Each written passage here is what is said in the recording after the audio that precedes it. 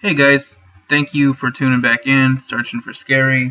Hopefully I can give you guys some new horror items to go over. Today's video is actually going to be pretty short because there are no books in this one. Actual like full-length novels. It's not because I don't have some, I actually have quite a few to pick from, but I'm going to make a video that is strictly for books, and it'll be occult books. Or I guess religious adjacent books. So really want to make that a kind of a standalone video because there's like 3 books that fit that criteria that I think are really good.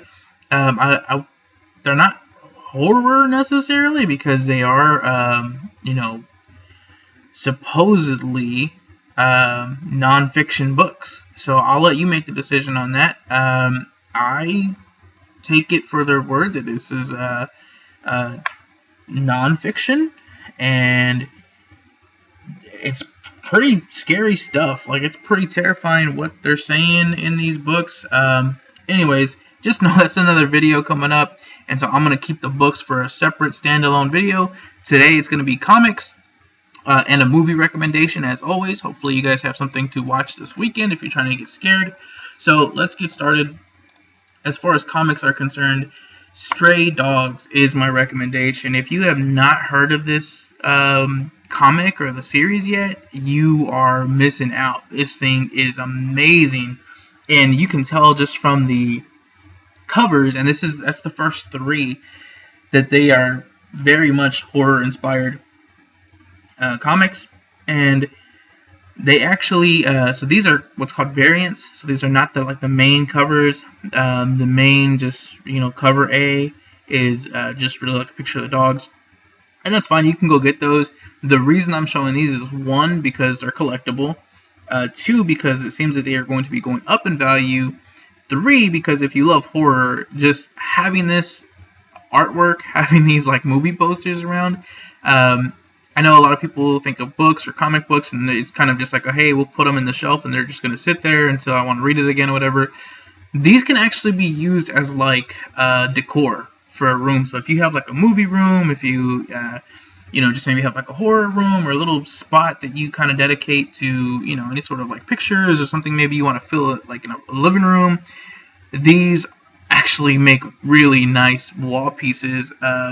You can do what's called getting them graded, which does cost like $20, but you could essentially put them in this like really nice looking hard plastic that can then hang on the wall, or you can do several things with, or you can just bag it and board it. Your local comic shop will do that, or should be able to give you that for free, or like a quarter each or something like that, and have them like displayed on a bookshelf. It's just really awesome. They have others that are like exclusive covers. So I know there's like a Poltergeist one, and there's the 4th one is from the movie Demons. These are the first 3. There's it's going to be a 5-issue run. These are the first 3. The 4th one is cover for Demons, and then the 5th one is going to be the Friday the 13th cover. And so it's like a Jason Voorhees cover. Those are really cool. Like I said, the exclusives are out there. Those are going to be going to cost more. These are like $10 a piece if you want these particular covers. But enough about the covers and the artwork. Let me tell you about the actual story. So as you can tell, it is about dogs, and it's really these dogs coming to terms or finding out if their owner is a serial killer. And how it starts in the first issue is there's a little dog, and I guess she's like a Chihuahua or something. She's just a little dog, and she gets brought to this house. The owner brings her in, and there's like 6 other dogs there, and or maybe more. But the other dogs are welcoming her and telling her hi and all sort of stuff.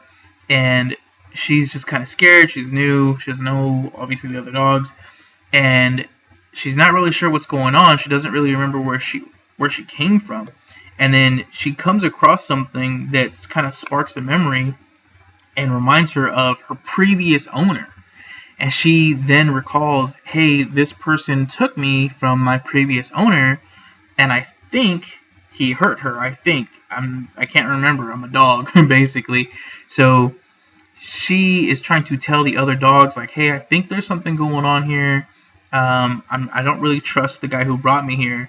And so the other dogs are telling her, like, no, you're crazy. We've lived with him forever. Like, he's never done anything wrong. He's never hurt us. Nothing like that.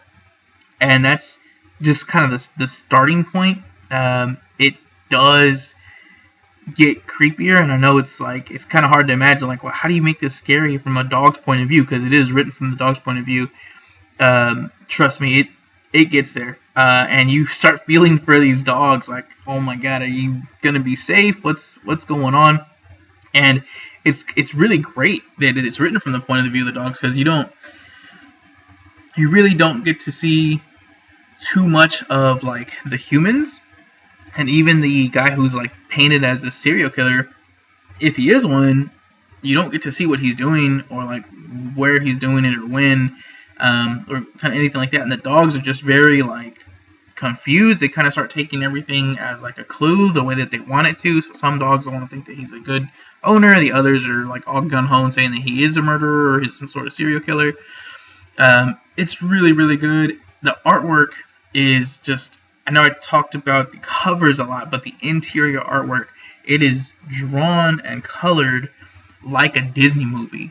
So if you're reading through this, you're looking at the artwork, or if you just, like, happen to glance through the inside, you would think, like, oh, this is like a nice kid's story, real cheery Disney kind of thing. But once you start reading the text behind it, you're like, wow, it's not. And I said earlier, I think these are going to increase in value. They actually have already increased in value. But the reason I'm really committed to that is that this could seriously be the first real big animated horror movie. I know I've seen shorts and I've seen, like, clay animation and all kind of stuff on, like, YouTube and whatever else, but I could really see somebody, and I'm not Disney, I don't think Disney would ever touch this, but I could see somebody picking this up and making the animated horror movie, like a 101 Dalmatians kind of horror thing. It's super good. I can't tell you. I don't want to talk too much more about, like, what happens after the initial issue, because that's really the selling point. Like, it keeps you going. You keep wanting to read more, and the end of each book, you're left on this cliffhanger of, like, are these dogs okay? And, like, you actually care about them once you get to know them. And then secondly, you're like, okay, well, what's going on? Like, does this guy need to get arrested? How are they going to get out of this? Because it's not like, hey, they can just go call the police or, fight back or something. No, like, they're obviously dogs. So what are they going to do about the situation? It's just, I can't talk about this enough. It's really, really good. Like I said, if you find these covers, grab them. I am almost positive this is going to be made into a movie or a series, but probably better as a movie since it's only 5 issues, like one full-length movie. And these comics that are selling for like $5 to $10 right now, especially if you have the entire set, could easily sell for like $100 plus if you have the full set of these particular covers. So anyways, I hope that you guys will check that out. Lastly, though, is a movie, and this really has nothing to do with dogs or anything related to the comic. This is called Raw. If you have not seen this or heard of this, I wouldn't blame you. It's actually a really good movie, and I heard a lot about it when it first came out, and then it just kind of like faded into oblivion. So Raw is about this girl who goes to college, and she was raised as a vegetarian, and she gets to college. Her older sister is already there in college, and one of the first things they make her do is she's like going to be like a veterinarian, I think is what she's trying to do. But one of the first things they make her do is eat like a raw rabbit's heart, I think is what it is. And she finds out that she really loves like this taste of meat. And so she has like this inner, issue going on where like she loves meat, but she knows she's supposed to be vegetarian. And honestly, I will tell you this is a slow burn. So if you're not into that, like if you don't have like a good 2 hours to just kind of chill and watch this movie, you might want to wait until you do.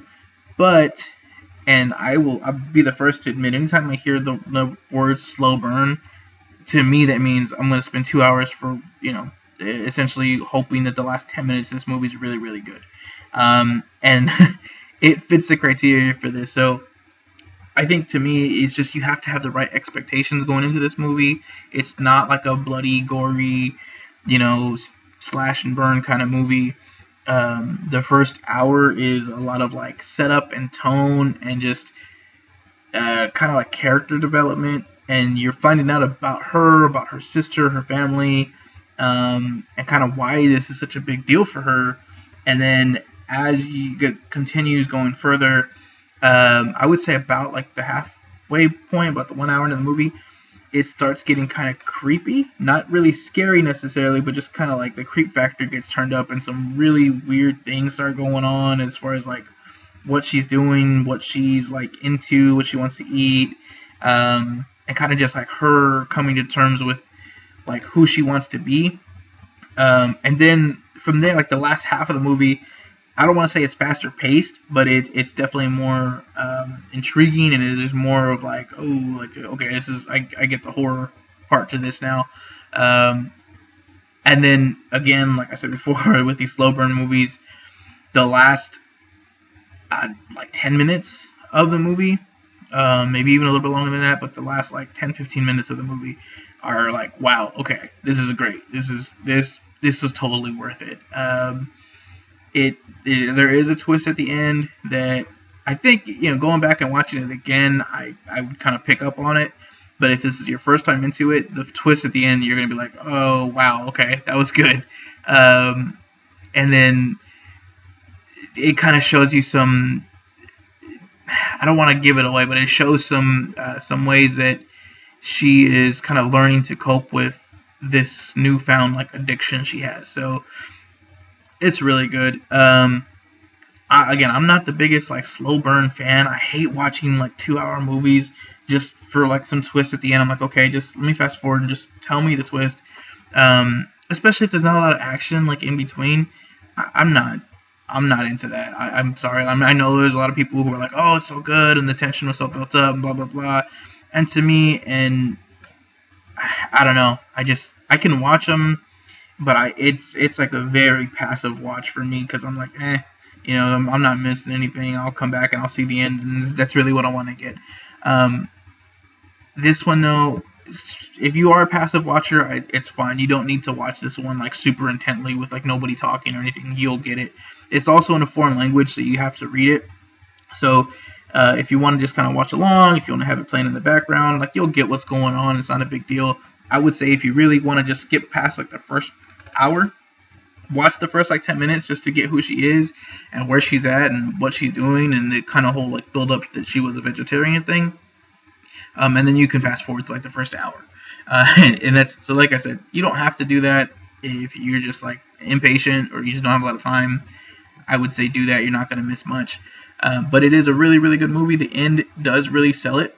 And I would be surprised if I saw anybody that watches this movie and then does not want to come back and like, share it. I don't think you want to watch it again necessarily, because once you know the ending, kind of, it kind of loses its appeal. But you might be thinking differently. So give it a shot. It is on Tubi. It is absolutely free on Tubi. Like I said before, Tubi is a free subscription service. You don't even need to sign in. You don't need to like log in. You don't need to set it up. You don't need to do anything. Just download the app on like your Roku or your phone or wherever you're gonna watch it at, and just start watching it. You can put search for Raw. It'll come up. It's great. Just give it a shot, especially for free. I mean, if you're home alone Friday night, Saturday night, whatever, you have some time, or if somebody else watches horror movies with you, just give it the time. That's all it's gonna cost you, and I promise you, you're gonna feel like it's got a great payout at the end. But hopefully that helps. Look forward to making my occult video for you guys, an occult book video that is, and just kind of sharing more on that, because I think those are, even though it's not like a horror because it's not fiction, those are some of the scariest things that I personally know of. And it's one of those things like I start telling people and they're like, wow, you're a creep, you're a weirdo. And it's not that I'm like trying to do witchcraft or anything. It's just it's intriguing to me, just like religion is. So again, look out for that video. I think that's going to really open some eyes to some new books that you've never read before, and kind of give you a starting point if you're looking to get into some of that kind of reading or literature. But again, Thanks for watching, guys. Like and subscribe. Please comment below if there's anything that you think we should all be watching or reading, any comics, movies, books, anything like that. We all love horror. So have a great day. Thanks again, and stay scary.